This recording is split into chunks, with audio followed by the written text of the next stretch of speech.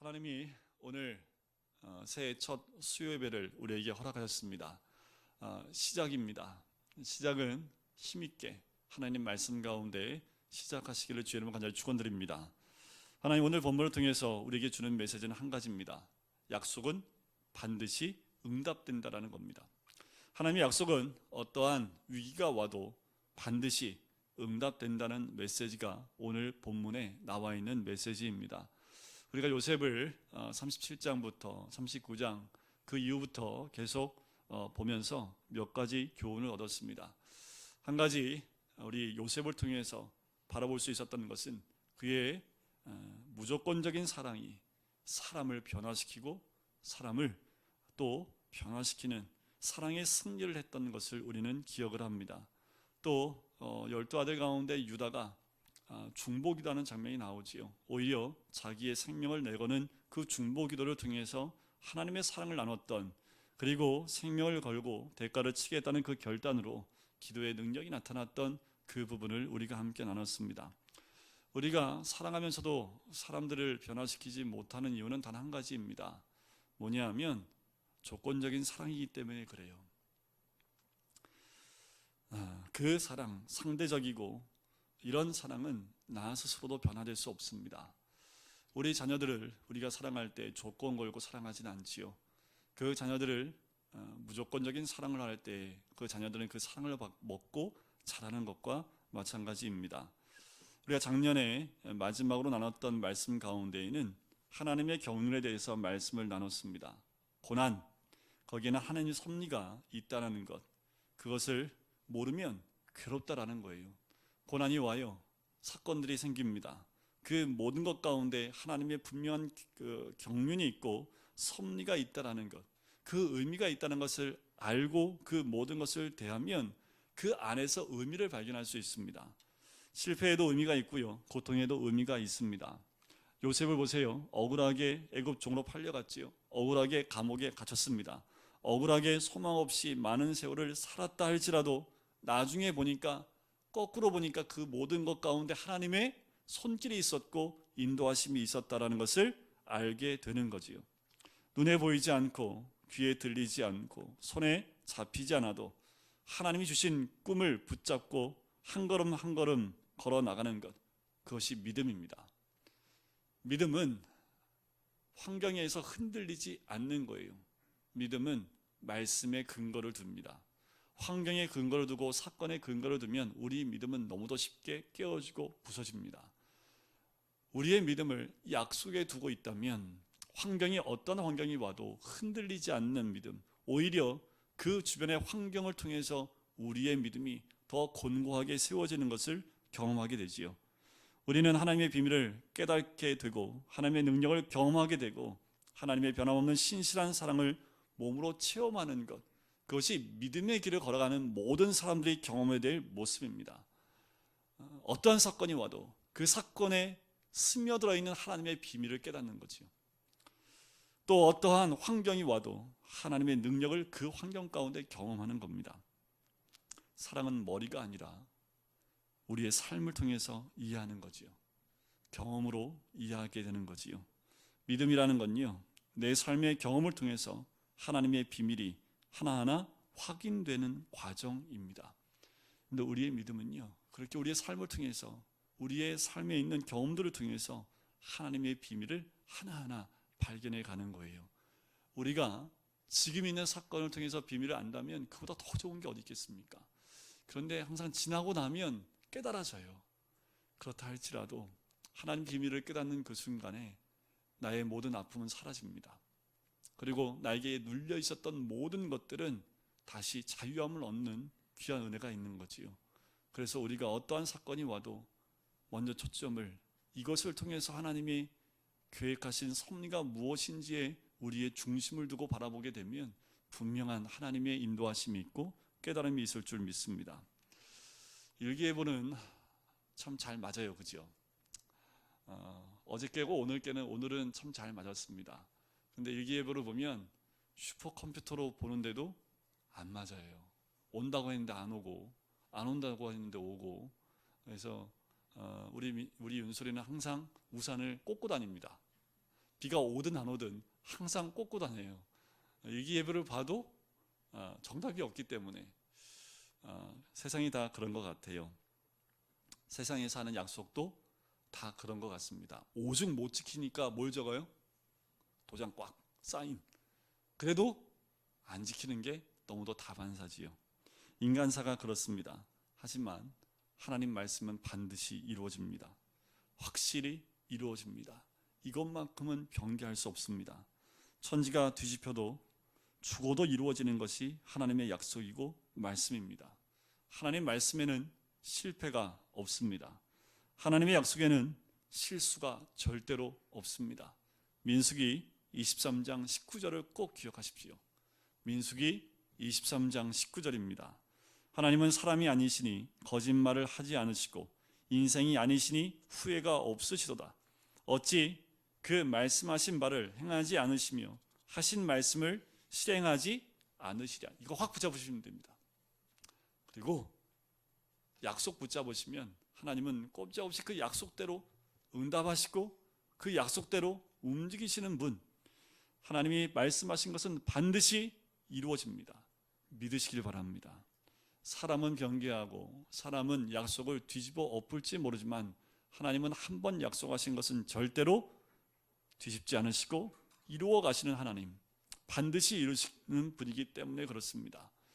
천지 만물을 창조하신 그 능력이 있은 주님께서 우리에게 약속하신 것이기 때문에 그 어떤 것도 그 약속을 변개하지 않으시고 이루어 주신다는 거지요. 오늘 본문의 내용이 그 내용입니다. 하나님의 약속은 반드시 이루어진다라는 거지요. 아브라함을 한번 볼까요? 갈대아 우르에 있는 아브라함, 하나님이 부르실 때 이렇게 부르셨지요. 여호와께서 아브라함에게 이르시되 너는 너의 고향과 친척과 아버지의 집을 떠나 내가 내게 보여줄 땅으로 가라. 내가 너로 큰 민족을 이루고 내게 복을 주어 내 이름을 창대하게 하리니 너는 복이 될지라. 그런데 이 약속을 받을 때 아브라함이 몇 살인 줄 아세요? 75세였습니다. 그리고 아들을 낳는데 몇 년 걸렸어요? 25년 걸렸습니다. 25년이 흘러가면서 아브라함 마음이 어땠을까요? 처음에 확신으로 움직였지만 시간이 가면 갈수록 아브라함의 그 믿음과 마음이 흔들리기 시작을 하지요. 처음엔 잘 기다렸습니다. 근데 시간이 갈수록 지치기 시작을 하고 의심이 생기기 시작하지요. 그건 우리도 마찬가지입니다. 사라는 점점 나이가 많아져서 아기를 낳을 수 있는 그 환경과 몸 상태가 불가능해지는 것을 보게 돼요. 그래서 어떻게 합니까? 아브라함은 하나님이 원하지 않는 아들을 낳게 되지요. 하나님이 계획하지 않은 자신의 계획대로 아들을 낳게 됩니다. 그런데 이런 모든 환경을 통해서 하나님이 의도하신 것이 무엇일까라는 거예요. 하나님은 아브라함이 불가능할 때까지 데리고 가십니다. 그리고 하나님은 이 자연적으로 아브라함의 능력으로 무엇인가 할 수 있는 그 나이가 아닌 할 수 없는 나이가 될 때까지 기다렸다가 아들을 주는 것은 너희 힘으로 하는 것이 아니라 누굴 통해서 하는 거예요? 하나님이 하셔야만, 주셔야지만 나올 수 있다는 것을 보여주기 원하셨던 거지요. 아브라함이 100세 되었을 때입니다. 인간적으로 포기해야 할 나이였지요.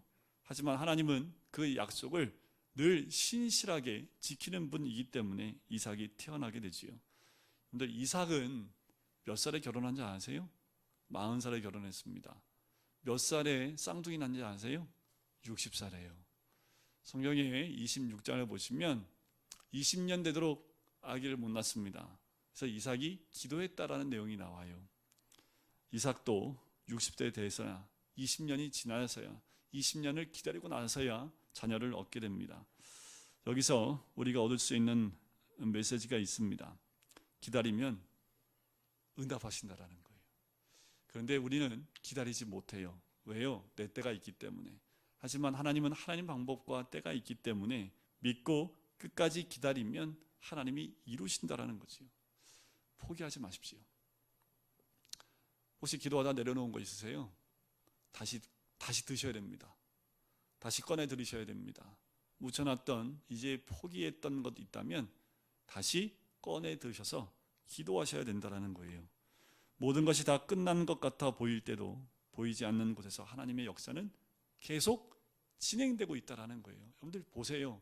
야곱은 요셉이 죽었다 생각했잖아요. 그런데 야곱이 요셉이 죽었다라고 생각한 그 기간 동안 하나님은 요셉을 통해서 뭘 하고 계셨습니까? 약속을 이루어가고 계셨다라는 거예요. 야곱은 알았어요, 몰랐어요? 몰랐어요. 야곱은 포기하고 몰랐을지 모르지만 하나님의 약속은 계속해서 이루어져 가고 있다는 겁니다. 여러분들 우리가 기도하고 주님께 받은 언약의 말씀이 있다면 그 언약대로 주님은 지금도 어디선가 그 약속을 이루어 주시기 위해서 부단히 하나님은 만들어가고 또 응답해 주고 계시다라는 거예요. 우리가 해야 될 건 뭐예요? 기다림입니다. 인내입니다. 하나님을 신뢰하고 믿음 가운데 신뢰하고 의지하고 인내하는 거지요. 요셉이 했던 것처럼 그렇게 기다리는 것입니다. 야곱은 내 아내에게서 12아들을 낳았지요. 형한테 미움받아서 도망가서요. 20년 동안 처가살이를 합니다. 20년 동안 처가살이 하다가 도망쳐 나왔잖아요.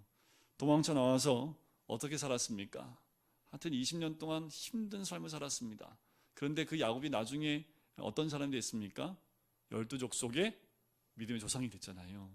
믿음의 조상 정도 됐으면 야곱이 어떤 삶을 살았을 것이다 라고 짐작을 해야 합니까? 그만한 삶을 살았어야 되는데 야곱의 삶을 보면 절대로 그렇게 살지 못했던 모습을 봐요. 야곱이 뭘 잘했기 때문에요. 결국 하나님은 야곱을 믿음의 조상의 자리까지 세우십니다. 아브라함, 이삭, 야곱까지 믿음의 그 자리까지 세워주는 하나님의 모습을 봐요. 야곱이 뭘 잘해서요? 언약을 신실하게 잘 붙들어서요? 아니요. 하나님이 은혜 내려주셔서 그렇습니다. 하나님이 택하셨기 때문에 그래요. 하나님은 택한 백성이 하나님이 약속하신 데까지 오기까지 인도하실 뿐만 아니라 놓지 않으시는 분인 줄 믿습니다. 우리가 중요한 것은 하나님의 택함 받은 백성이냐 아니냐가 중요해요. 우리가 해야 될 건 뭐예요? 하나님 말씀에 순종하여 하는 것입니다. 야곱은 그 스스로가 무엇을 잘했기 때문이 아니라 하나님이 야곱을 만들어 가시지요. 우리가 하나님의 형상이 예수 그리스도의 형상이 될 때까지 하나님은 우리 한 사람 한 사람을 이끌어 가십니다. 꼭 이거 하는 거지 않으세요. 하나님은 절대로 포기하지 않으십니다.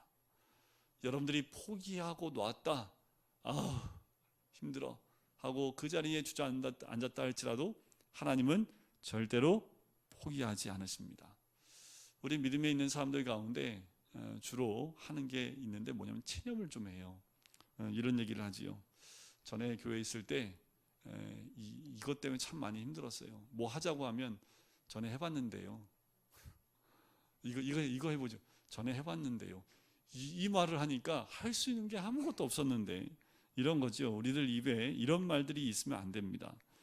기도해봤자야 내가 교회 한두 번 다닌 줄 알아. 그렇게 믿어봐도 거기가 거기더라. 이런 말들, 이런 말은 체념에서부터 나온 말들이지요. 여러분들 우리 안에 이런 체념이 사라지기를 바랍니다. 그리고 믿음 가운데 서 있지 못하고 냉소주의적인 그 모습들이 사라지길 간절히 소원합니다. 하나님을 부인하지 마시고요. 하나님을 제한하지 마시고요. 성령님을 제한하시면 절대로 안 됩니다. 우리가 해야 될 것은 하나님을 믿는 그 신실함 가운데 있는 것, 그 하나는 있어야지요. 야곱은 어느 상태에 있었어요? 체념한 상태에 있었습니다. 요셉이 짐승에 찢겨 죽었지요. 그나마 소망이었던 베냐민도 가서 안 돌아와요. 2년째 대기근이 왔습니다. 아직 기근이 더 하고 있어요. 야곱은 어떤 힘도 없습니다. 자식들이 먹을 거 주면 먹을 수 있고 못 주면 못 먹어요. 이런 처지에 놓인 야곱을 하나님이 어떻게 다루시고 있는지가 오늘 본문에 나오는 모습입니다. 죽은 줄 알았던 요셉이 어떻게 해요? 죽지 않았다라는 거예요. 야곱은 죽은 아들이 살아있다는 사실을 믿을 수 없었지요. 왜요? 22년 동안 아무 소식을 한 번도 들어본 적이 없습니다. 침묵의 세월, 비참한 세월, 슬픔의 세월을 22년 동안 살아왔는데 요셉이 살아있다는 말을 들었는데 이게 믿어지겠습니까? 더 믿을 수 없는 건 뭐냐면 살아있는 것뿐만 아니라 이 애굽에 뭐가 됐다고요? 이게 더 믿을 수 없는 거 아니에요? 살아있는 것 자체만도 믿기 어려운데 그 아들이 애굽의 둘째가 됐다라는 거예요. 서열 두 번째가 됐다라는 거예요. 사람의 상식이나 이성으로 설명할 수 없는 하나님의 놀라운 경륜과 섭리고 비밀이지요. 16절부터 18절에 나오는 에서 알 수 있는 사실은 이런 겁니다. 소식을 들었고 바로가 기뻐하지요. 애굽에 있는 모든 좋은 것들을 다 주어 보냅니다. 그리고 그 아버지 요셉 야곱을 태우고 올 아주 좋은 수레까지 다 딸려 보내지요. 이런 복이 있기를 주의 이름 간절히 축원드립니다. 전혀 생각지 않았는데 하나님의 복은 이렇게 채워지는 거지요. 그 복은 뭐예요? 언약에 있었던 겁니다. 한 번 주신 그 언약, 야곱은 잊은지 모르겠지만 하나님은 잊지 않으시고 채워주시는 놀라운 복을 누리게 되는 거지요. 19절부터 20절에 보면 가장 좋은 것을 가지고 가라라고 얘기를 하지요. 요셉의 형들 앞에 믿을 수 없는 일이 일어났지요. 약속이 응답됐습니다. 무슨 약속이에요? 일단 요셉에게 주셨던 그 비전이 이루어진 거지요. 하나님은 잊지 않고 계세요. 여러분, 혹시 잊어버린 약속이 있습니까? 우리에게도 그 약속에 따라 기적을 행하시는 그 하나님의 은혜를 믿으시길 주의 이름으로 간절히 축원드립니다. 나이가 많아요. 직업도 없고 병들고 죽음 앞에 섰다 할지라도 두려워하실 필요가 전혀 없다라는 겁니다. 왜요? 하나님의 약속은 진행형이기 때문에 그렇습니다. 저는 성경의 약속대로 앞으로 이런 기막힌 일들이 일어날 것을 믿습니다. 뭐냐 하면 우리가 이 믿음이 있어야지요. 주님이 구름 타고 곧 오십니다. 구름 타고 오실 때 나팔 소리와 함께 오십니다. 나팔 소리뿐만 아니라 우리의 이름을 부르시며 오십니다. 하나님은 심판자로 이 땅에 오십니다. 이것은 반드시 이루어질 일이고 주님은 반드시 옵니다. 우리는 그때 저 하늘나라에서 하나님과 영원히 사는 거지요. 하나님은 신실하기에 약속을 반드시 지키실 줄 믿습니다. 우리에게 이것을 잊지 않은 이 마지막 하나님의 언약과 약속을 잊지 않으시기를 주의 이름으로 간절히 축원드립니다. 여러분들 구원받으신 줄 믿으시지요? 하나님 자녀된 건 믿으시지요? 그러면 여러분들 가정이 변화될 걸 믿으시기 바랍니다. 우리 가정이 변할 것이라는 믿음을 갖고 우리 자녀가 변할 것을 믿어야 됩니다. 한 치 앞도 앞에 보이는 것이 없다 할지라도 그래도 우리는 신뢰하고 계속 기도하고 있다면 하나님은 그 약속을 반드시 이루어 주실 줄 믿습니다. 믿음으로 기도하십시오. 하나님 반드시 이루십니다. 지금 내 눈앞에 이루어지는 것이 아무것도 없다 할지라도 그 기도에 그 약속에 움직이고 지금도 우리를 위해서 그 언약을 이루시는 분이 우리 하나님인 줄 믿습니다. 21절부터 24절까지의 내용을 보면 정말 좋은 것들을 다 싸가지고 가지요. 형들이 다툴까봐 24절 보세요. 다툴 거 뻔히 아니까 다투지도 말라고 아주 풍족하게 줘서 보내는 모습을 보지요. 하나님의 응답은 확실합니다. 그리고 그 약속은요 그냥 말로만 하는 게 아니라요 실제입니다. 옷도 주지요, 쌀도 주지요, 나귀도 주지요, 타고 올 그 수레도 주지요. 여러분들 이런 일들이 우리에게도 반드시 일어날 줄 믿습니다. 하나님 약속은 상상 속에 이루어지는 게 아니라 우리의 삶의 실제에 이루어져요. 여러분들 옛날에는 쌀독이 있는데 쌀독에 쌀이 가득 차기도 하고요. 월급도 올라가길 바라고요. 자동차도 집도 더 좋은 것으로 바뀌길 바랍니다. 왜요? 하나님은 실제 하시는 하나님이기 때문에 그렇습니다. 그 약속을 그렇게 응답하시는 분, 자녀들에게서 기쁜 소식이 들리고요. 자녀들이 하나님 말씀 안으로 돌아오는 일들이 있기를 또 바라고요. 남편이 변하고 아내가 변화되어지는 이런 하나님의 응답이 우리 주변에서 반드시 2020년도에 일어나게 될 줄 믿습니다. 근데 첫 번째 변화가 있길 원한 것이 무엇입니까? 첫 번째 기도를 하십시오. 그래서 우리를 통해서 신뢰와 믿음과 그 언약을 붙들고 있는 그 생수와 같은 그 믿음이 흘러나오기 시작을 하면 2020년도에 분명히 그 언약이 이루어지게 될 줄 믿습니다. 우리 25절 한번 보실까요? 우리 25절부터 27절까지 말씀을 한번 같이 읽어보겠습니다. 시작. 그들이 애굽에서 올라와 가나안 땅으로 들어가서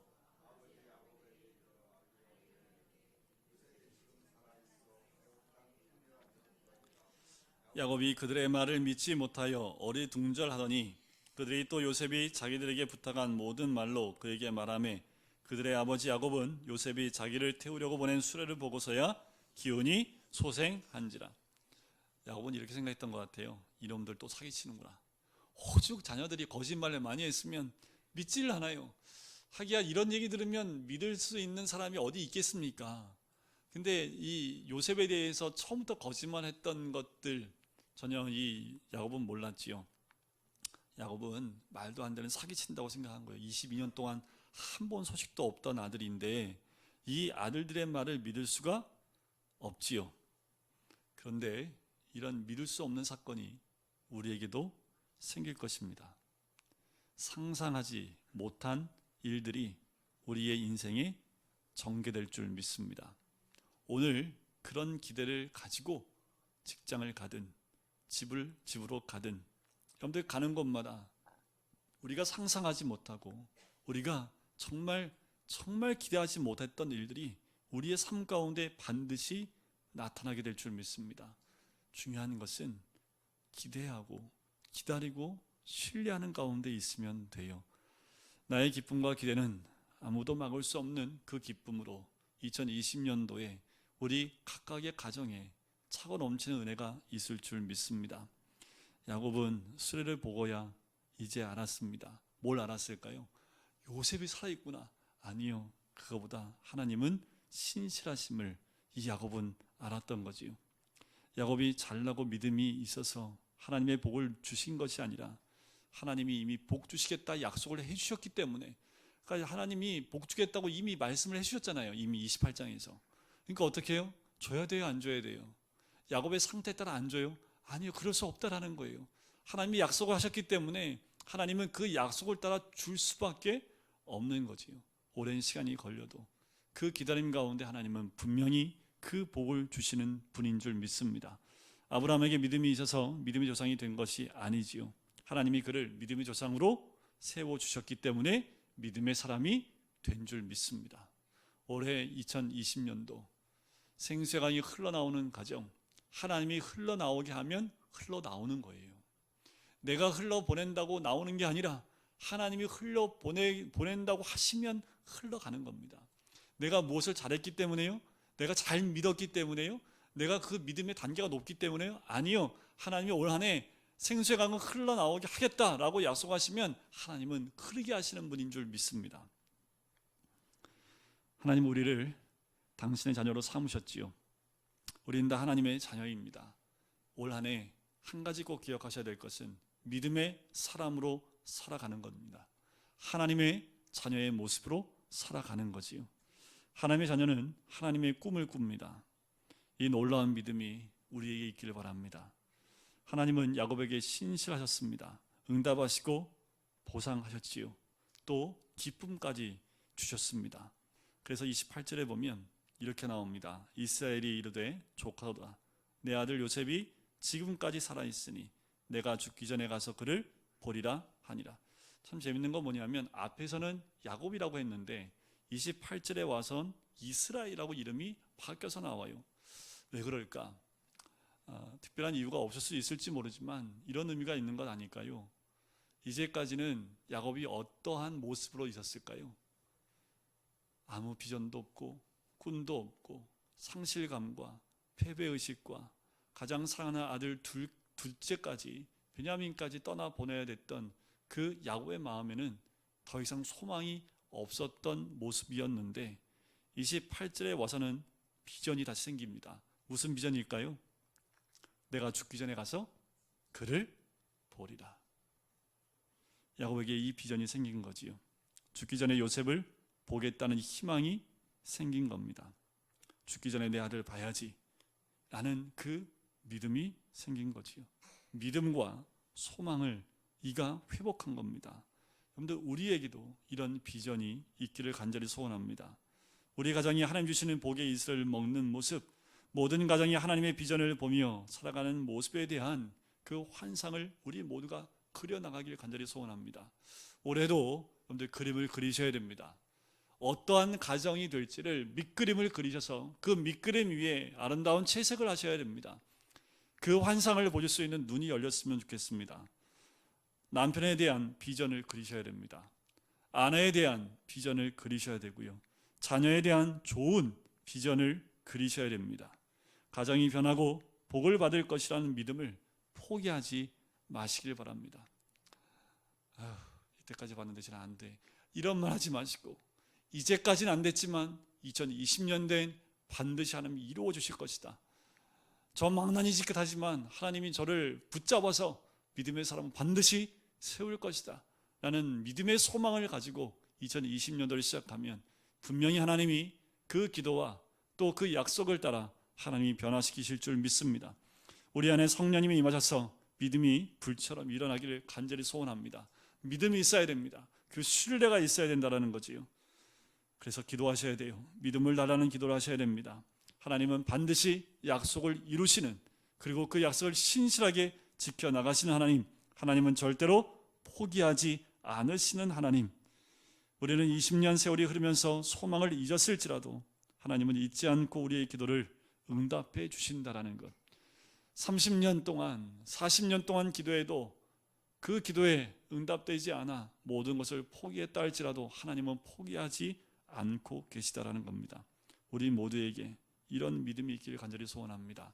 그래서 2020년도에는요 야곱처럼 생각지 않은 그런 놀라운 복들을 누리는, 그리고 하나님이 신실하게 이루어 나가시는 놀라운 복을 누리시는 이 2020년이 되시기를 주의 이름으로 간절히 축원드립니다. 믿음을 잃지 마시고 믿음 가운데 하나님의 은혜를 누리시기를 주의 이름으로 간절히 축원드립니다. 우리 같이 기도하실까요?